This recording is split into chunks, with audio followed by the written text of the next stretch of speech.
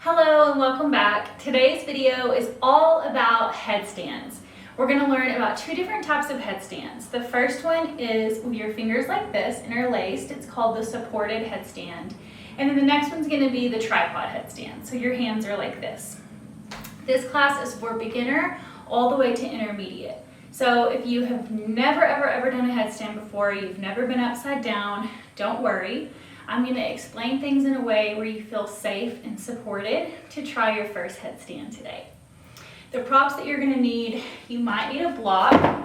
And a good way to decide if you are a person that needs a block is if you struggle with dolphin pose and you struggle with flexibility in your hamstrings, you may be someone that wants to pause the video and run and grab a block.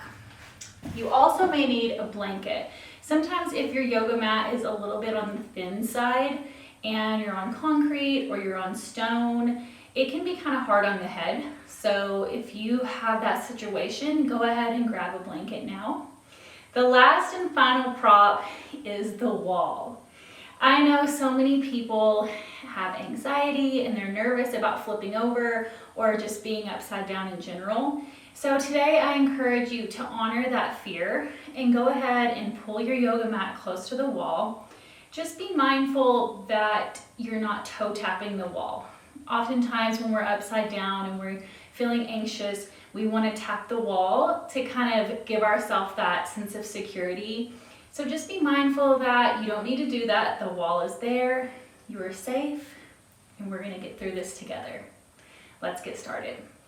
The first thing we're going to talk about today is hand placement. In the supported headstand, you're going to interlace your fingers like this, making sure the bottom pinky finger is stacked. So you don't want it to be flailing out here. It's just not safe for this little guy. So put him underneath, it's going to be much more secure.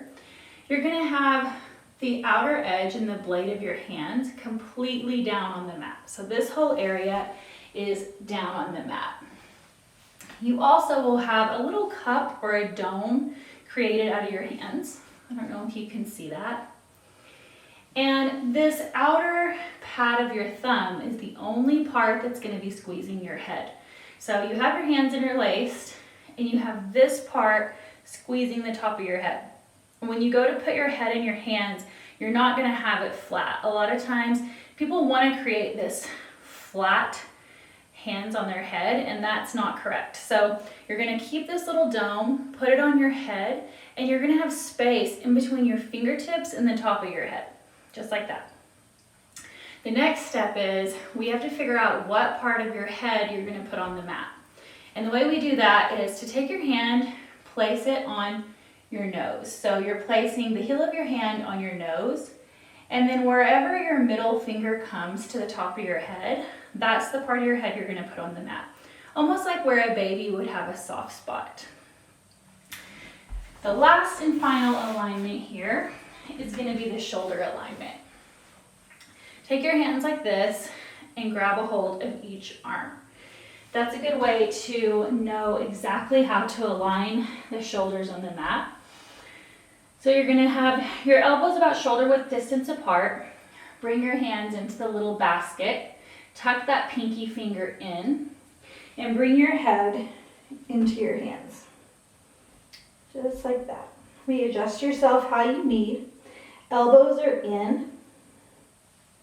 Curl your toes under and press yourself up into a pike position. This is where if you're having trouble in the pike position, you're going to take the block and you're going to put the block underneath your toes. It's going to help you to elevate the hips over the shoulders, just like that.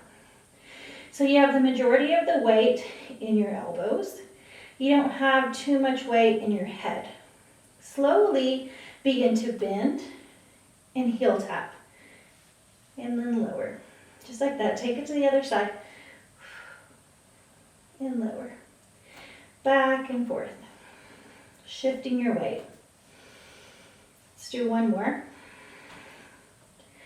Now this last time, shift your weight forward, draw the left heel into the glute, and slowly shift your weight, and you can just stay in a pike if you want, just like this. If this is more comfortable for you, you can always stay here. Or if you want to begin to straighten the legs out, take the knees directly up towards the ceiling, and then slowly begin to lift the toes. Lift, lift, lift, lift, lift. Squeezing through the glutes, squeezing through the quads, squeezing through the core. And then slowly release and come down. Come into child's pose. Just allow yourself to relax for just a minute. We were on our head for a moment there. We don't want to feel faint. And come back up. So that is one variation of the supported headstand. I'm going to show you one more way to load into it, which is almost a switch kick, but we're never, ever, ever, ever going to kick into a headstand. So it's not necessarily kick, it's more scissoring your legs. So come down into your position, get your head onto the mat. You have your elbows in, come up into your pike position. Straighten one leg out, and then slowly use the left leg that's up above your head as a counterweight and a counterbalance so that your right toe just becomes weightless, just like that. Now you can stay here for as long as you want if this is comfortable for you, or you can start bringing that right leg up in line. Squeeze, squeeze, squeeze. Perfect. And then you can alternate and take the other one down. Just like that. Give yourself just a moment. Let the blood come back. Okay. How is that?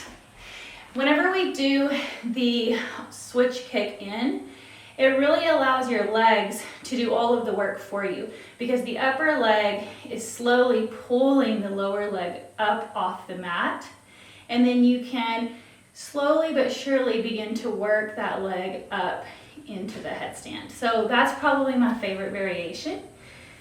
Let's move on to tripod headstand. Now, with tripod headstand, this one is not my favorite, but it's amazing because you can do so much with it. Whenever you go into the tripod headstand, you have the opportunity to go from tripod to crow, from crow to tripod. You can do all kinds of forearm balances. So this is an excellent one to know when you're ready to advance your practice. We begin with our hands like this, and we're actually creating a triangle-like shape. So you're gonna have the majority of the weight in your hands. I would say 60% of the weight in your hands, 40% of the weight on your head. We figure out exactly where our head goes on the mat, just like before, putting your hand on your face, finding your positioning. So the number one thing that I notice people doing with this type of headstand is allowing the elbows to flail out. If you're newer with tripod headstand, you can always put a belt around your arms to keep them pulled in. The next thing is sometimes people don't have their arms at a 90-degree angle. So if you're here and you're trying to load into it and your hands are like this, you don't have very much support.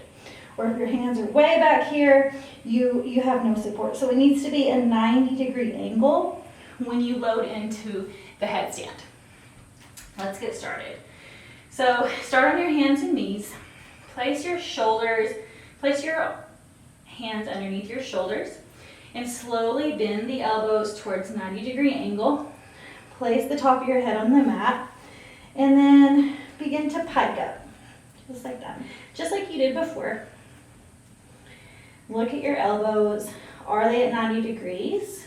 And make sure they're rolling in and not flailing out.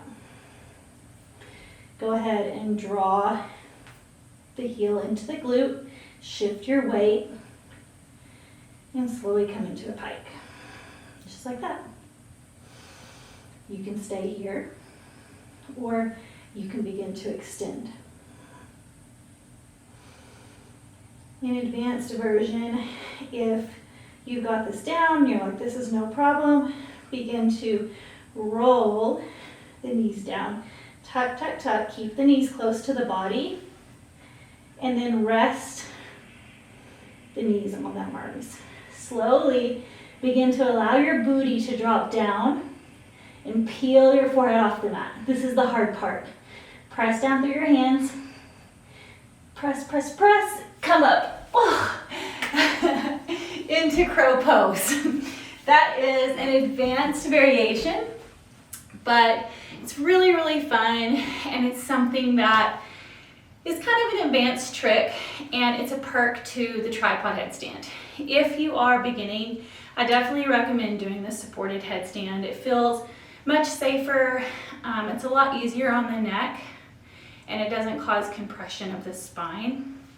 The tripod headstand, I forgot to mention, if you have a blanket or you're on something hard, when you put the blanket down, you don't want to have it too fluffy. Or if you're on carpet, you don't want to be on really fluffy carpet for that, because it can cause compression in the neck, and it doesn't allow your neck to have very much support whenever you're in the tripod headstand.